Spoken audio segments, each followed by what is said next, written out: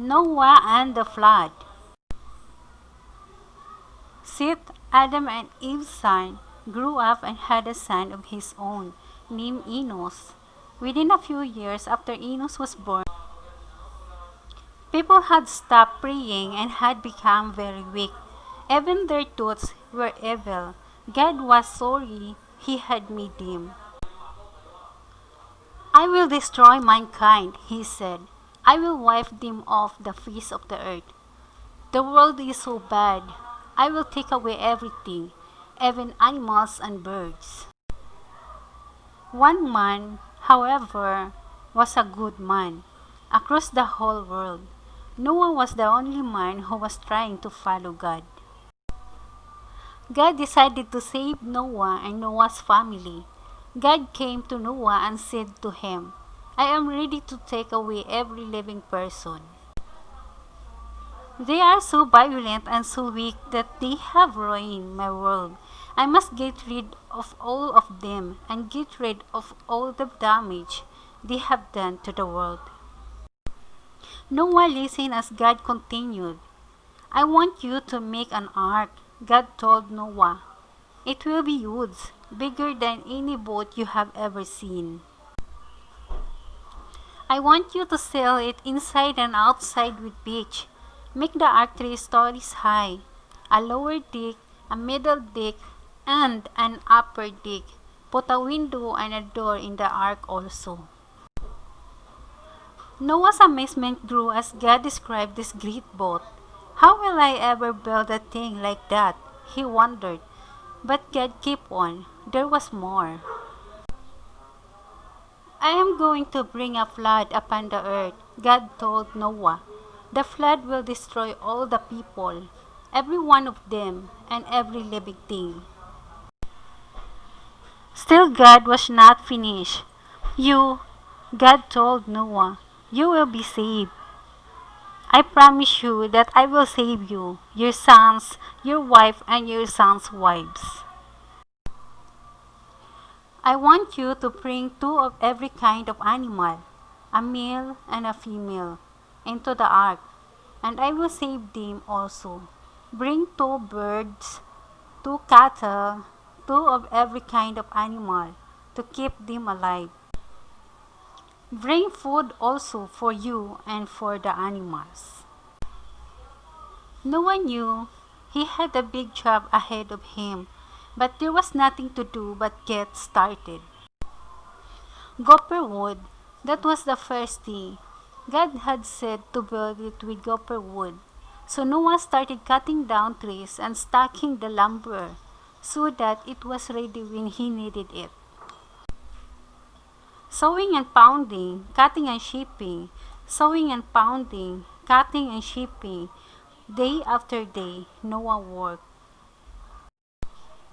The boat was actually a big box, rather than a smooth sailing ship. Little by little it came together. More than once, Noah must have considered giving up.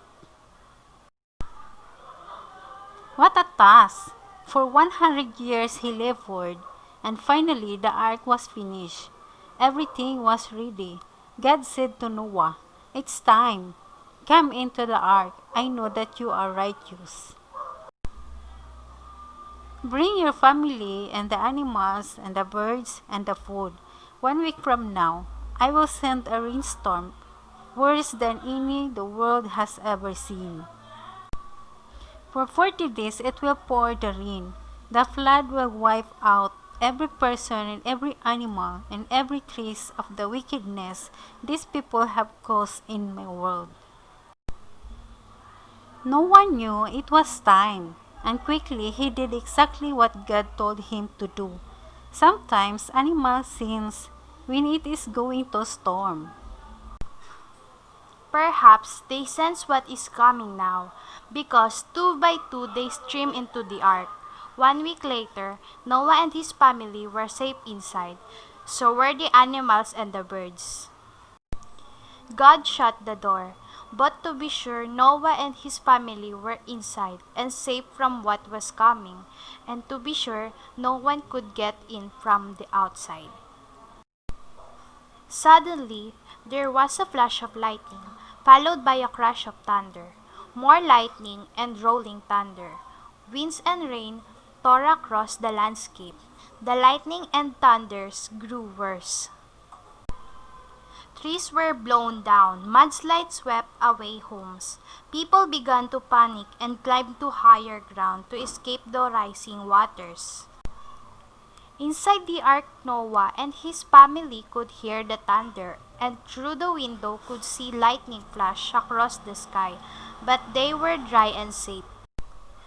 There was no let-up. Rain, hard, driving rain, lightning and crashing thunder. Day after day it continued. One day, Noah and his family felt the ark move, then move again.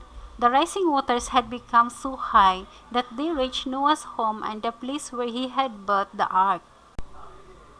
They were floating now, the easy motion of the water gently rocking the ark from side to side. Outside, it was still pouring rain. The very earth itself had opened up, and water was spouting from the sea as well as pouring down from the sky. Water covered most of the land now. Through the rain and mist, only the highest hills and the mountains could be seen. For 40 days it rained, until finally the mountains were covered. God's warning had come true. The wicked people were gone. Flood waters covered everything. The earth was destroyed. Then, just as suddenly as the rain had begun, they stopped, and it was quiet. Inside the ark, Noah and his family were safe and warm. With all that they needed, outside, there was nothing but water. In every direction, there was only the water and the sky. A month passed, then another, with the waves gently rocking Noah and his family and the animals. The waters covered the earth for 150 days. God did not forget. One day, Noah could feel the ark begin to move. A breeze had come up, with the winds pushing gently against the side of the craft. Gradually, the water began to go down. Almost a year after the rain had first started, Noah felt the ark bump again, then come to rest. Not a drop of rain had fallen for half a year, but Noah knew it wasn't safe for him to leave the ark yet. Much of the earth was still under water. He and his family waited a little longer. Looking out the window, Noah and his family could see that the waters were receding. They could see the tops of mountains now, and each day more and more land became visible. At the end of 40 days, Noah opened the window of the ark and the raven outside. He sent a dove also, but the dove came back. So Noah put out his hand and brought the dove inside the ark. He waited a week and let the dove go again. That evening, the dove came back, but this time the dove had an olive leaf in its beak, so Noah knew that the trees were beginning to bud again. 1 week later, Noah let the dove go again, and the dove did not come back. Noah knew it was time. He and his family could leave the ark. Noah pried open the door, carefully removing the pitch that he had used to seal the hole and the edge around the door. And he and his sons began to open the cage, and the animals began to leave. Before long, the ark was empty. God gave his blessing to Noah and to his sons and to his wife and his sons' wives. Be fruitful and multiply upon the earth, God said. Noah built an altar and made an offering to God in gratitude for what God had done in saving him and his wife, his sons and their wives from the destroying waters. God made a promise to Noah and to his sons. I am making a covenant with you, God said, and with your children and your grandchildren and all your descendants, even with the animals and birds that were in the ark. Never again will I destroy the earth with water, God promised. There will never be another flood like this. As a token of my promise, God continued, I will set a rainbow in the sky. When you see the rainbow, remember my promise to you and to every living creature. Never again will there be such a flood as this.